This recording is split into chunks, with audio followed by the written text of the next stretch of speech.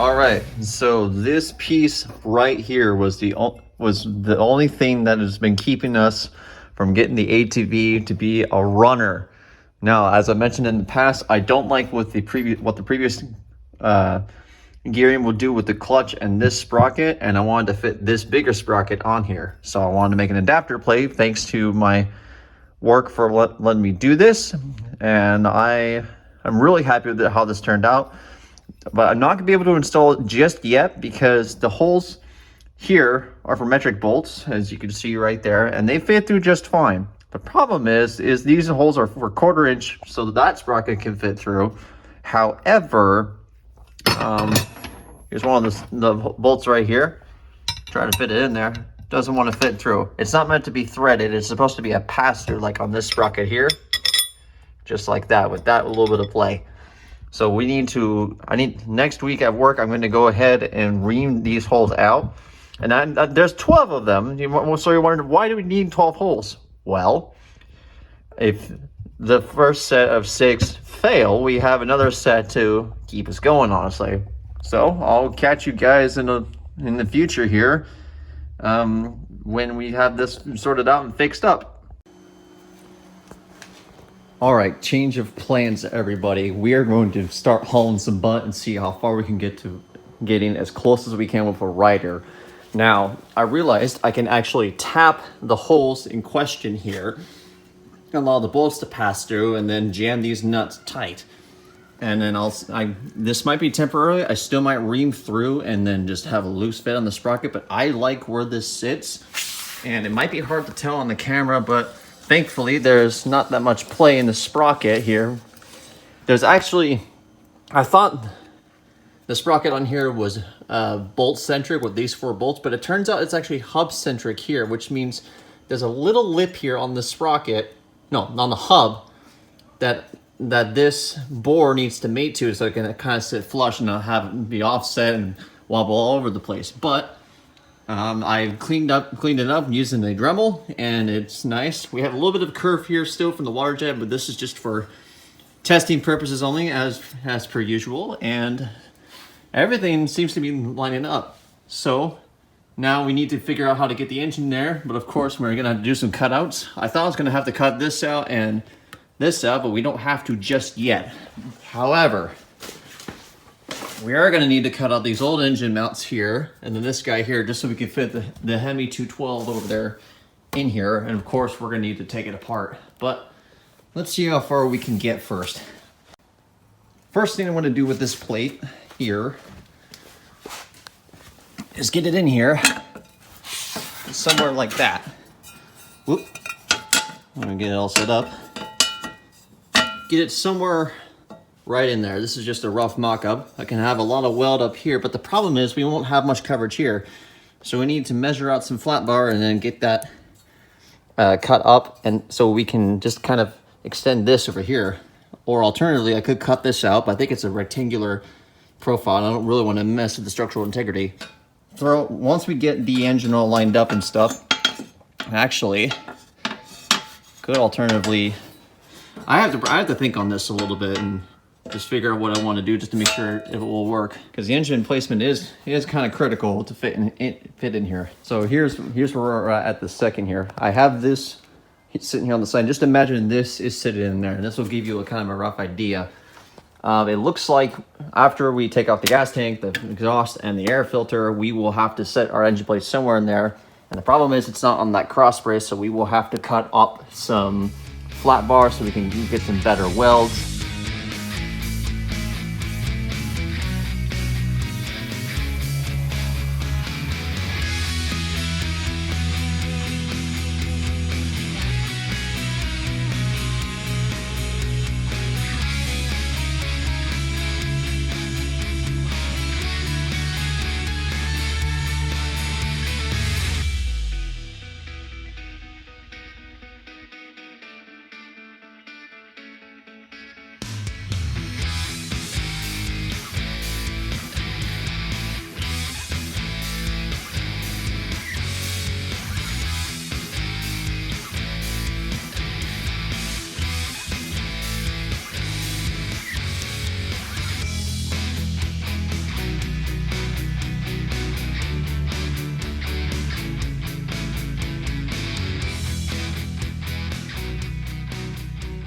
Okay, it took a little bit, and right as I shut the camera, I figured out how to get the gas tank off.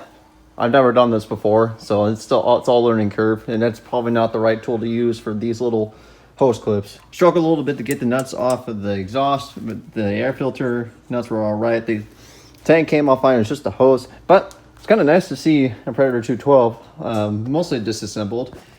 I could take off that governor arm if I wanted to, but I'm not going to.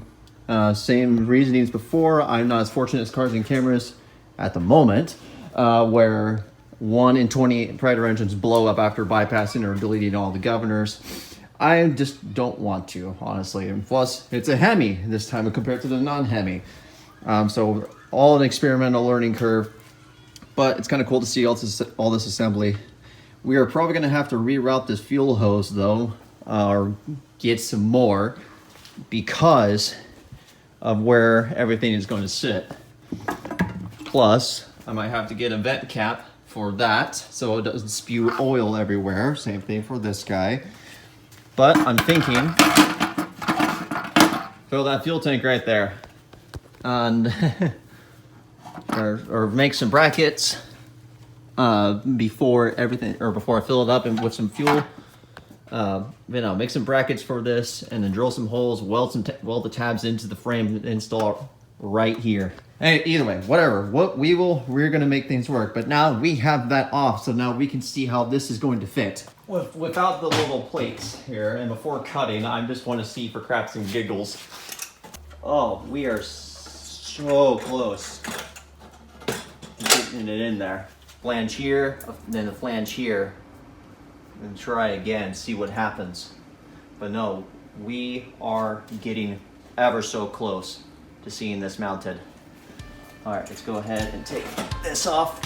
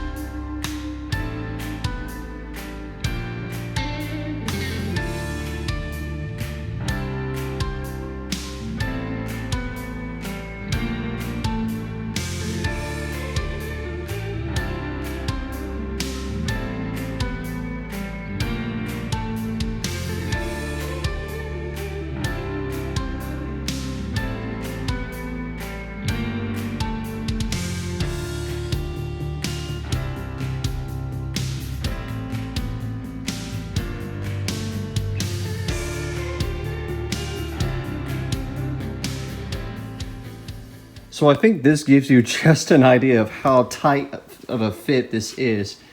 I mean, of course you have to account for where the shaft needs to be aligned with the sprocket in the back, but then I realized, wait, how close is that tire to hitting?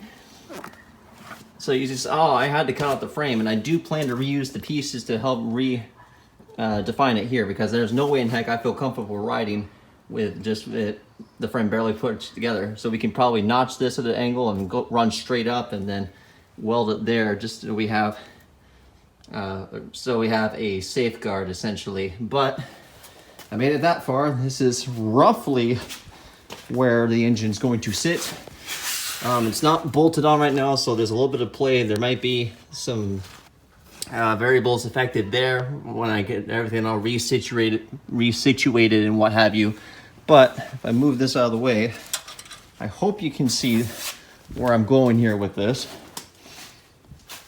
We have plenty of room to line up with that the sprocket here. So if I zoom in here and you can see how it lines up with the shaft, that's what I'm looking for here. It's just how far over can I make it go that way, so I can get the alignment with the clutch and everything here. So this is a good start. So I think I'm going to take a small break and then figure out what the next game plan is here. But we're looking to now get ready to mount the engine to the frame here. What I'm hoping to do is to just clean off the rails here, and then as you saw, I've already cleaned off the underside here, and then the flat bars too. And we're just going to weld, or we're going to put some tacks in the flat bars, and then We'll put the engine plate on nice and straight, as straight as possible. At the end, maybe with the engine on it, I'm not too sure yet. I have to think on that. And then if everything lines up the way I like it, we will take off the engine if it's installed and then start welding things. It's a little cold out here. And plus with that, we're doing a little bit of working out, lifting that in and out, in and out. It takes a little bit, but we are getting closer and closer. Okay, I've had a little bit of a break to eat some lunch, and I think I got a plan mocked up for our little flat bars here and our flat bar here. And judging by visual inspection, I think we're gonna line it with the chains. But to make sure, because you don't want to just be one and done and realize, oh crap, I messed up. You get what I mean? Get a new clutch. And it looks like there's a key in there already, which is quite nice. Okay.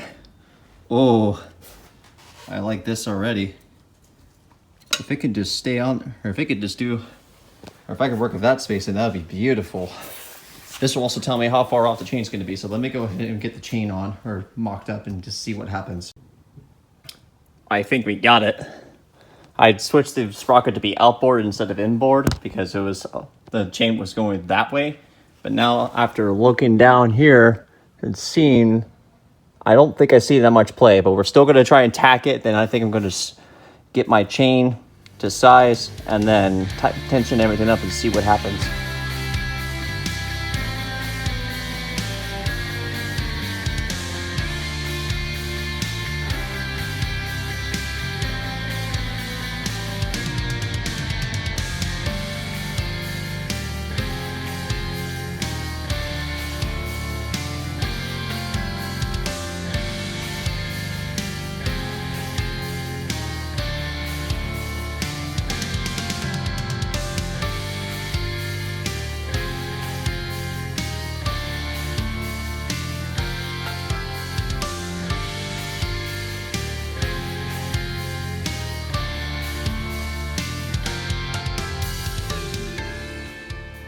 I have to say, for a first time, I'm actually a little impressed with myself.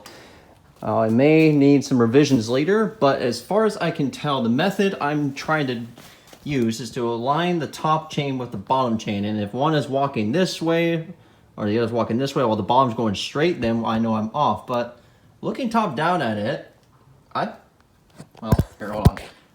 From where I'm looking at, it's easy, but where the camera is showing, I'd say we're about there. The chain is cut to length. It is somewhat tensioned. The bolts are still in it loose. A way to make sure I would confirm it is if this was running, I would give the engine a pull and then give it a little bit of a spin and see what happens. If it goes boom, then well, that's wrong. I'm surprised how well the tacks are doing with that wire fed welder, but we will go in here and clean this up a lot better so it's a little more sturdy. Those tacks on the flat bars are doing great. But of course we have another issue here, is that we are going to hit this, and I do not want to cut into this bar. I mean, alternatively, we could go underneath it, but I don't know if I like that option either. So we could use our little component here. So we have this guy here. And if it was in here, about there, but on the side, we could use the slot here to kind of just get it out of the way here.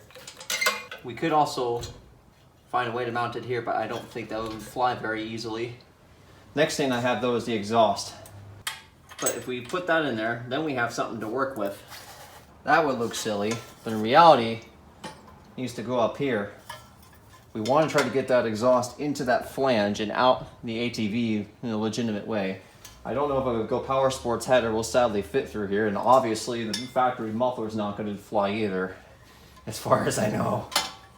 I also loosened it up because I really don't like it, or I really honestly don't want it anymore, because I'd rather header wrap it.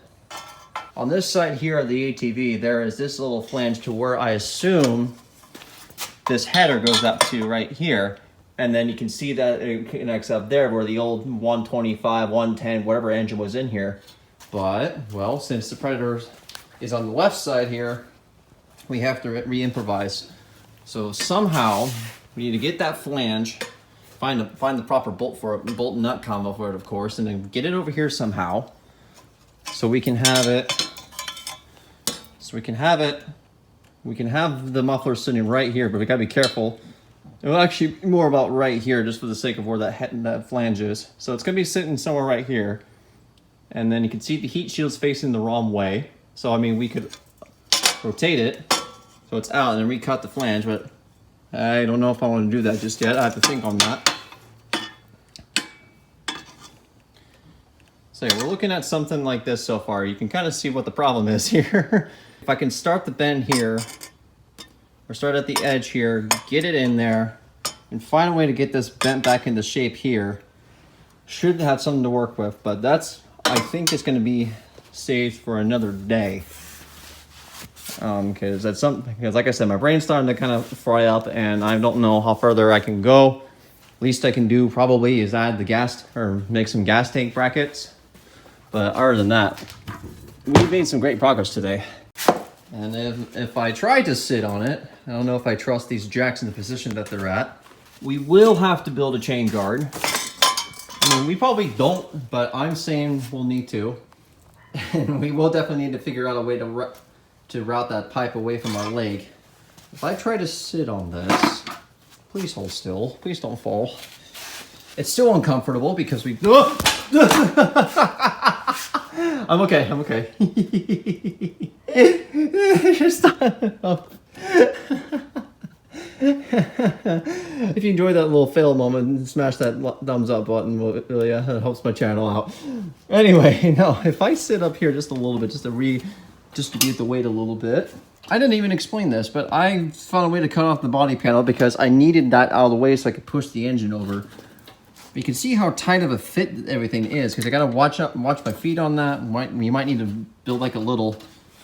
We might need to build like a 90-degree bracket here so I can have something to butt my feet up against too, so I don't overshoot and kick the tire. And maybe we might have to redirect that air filter too, because that's right where my leg is. We just need to be careful where that exhaust goes out too. But man, this is already a start.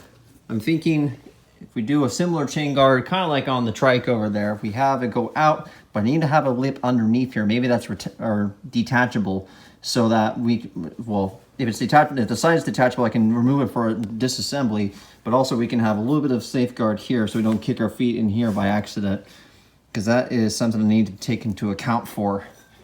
But yeah, chain guard out this way, maybe at a slight angle. Yeah, it's just a lot to think about here, but I'm really liking where this is heading so far. This is another great step into getting this junk red ATV running.